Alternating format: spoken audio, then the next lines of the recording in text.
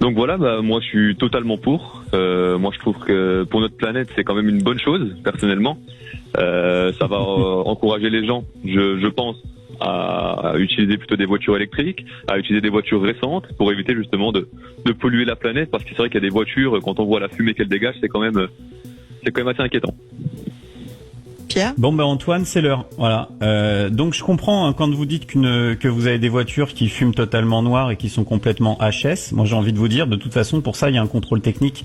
Donc si elles émettent trop de polluants par rapport à leur niveau d'entretien, et si l'entretien n'est pas respecté, eh bien c'est déjà le cas. Elles ont déjà pas le droit de rouler sans les travaux nécessaires. Donc cette mesure ne sert à rien. Deuxième point, Antoine, la qualité de l'air ne cesse de s'améliorer en France comme dans toutes les villes de France, dans les campagnes, partout. En fait, il faut pas croire que c'est politiquement que ça se fait, la décision. Les constructeurs, vous avez qu'à regarder l'évolution des radiateurs aujourd'hui, elle est comparable à l'évolution des voitures. Heureusement, nos véhicules de plus en plus récents polluent de moins en moins. Mais dire que vous, parce que vous habitez dans une zone où vous n'avez pas forcément besoin de voiture, dans cette zone-là, vous voulez pas de la voiture des autres, moi je veux bien, mais dans ce cas-là, je refuse que vous preniez une voiture quand vous partez en vacances, par exemple, parce que j'estime que si vous souhaitez dans votre modèle ne pas utiliser de voiture, dans ce cas-là, vous ne montez plus jamais dedans.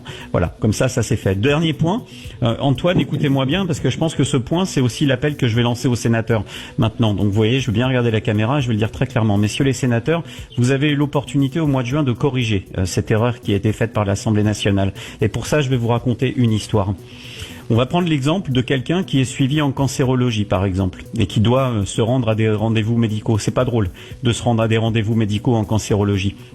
Prenez l'exemple de quelqu'un qui habite, je sais pas moi, à une centaine de kilomètres de l'hôpital et qui doit aller juste avoir ses soins. Vous préférez quoi? Qu'il prenne un VSL aux frais de la société, dans lequel il sera peut-être pas accompagné par son conjoint, où il sera seul, et on sait à quel point c'est difficile de soutenir ce type de traitement, ou est-ce que vous préférez qu'il prenne sa voiture? Alors maintenant, prenez l'exemple de quelqu'un, je sais pas moi, qui aurait un Honda CR-V diesel de 2009, un Volkswagen Touran de 2006 qui roule très bien parce qu'il est parfaitement entretenu.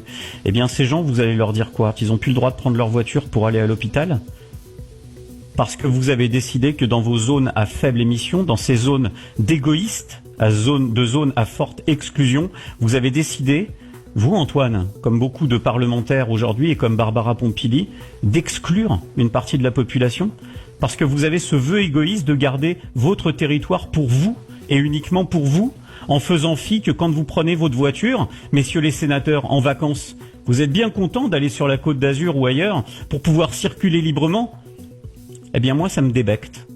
Et quand j'entends ça, je me dis qu'on va mettre le paquet avec l'association 40 millions d'automobilistes parce que ces zones, c'est la chose la plus inégalitaire qui existe.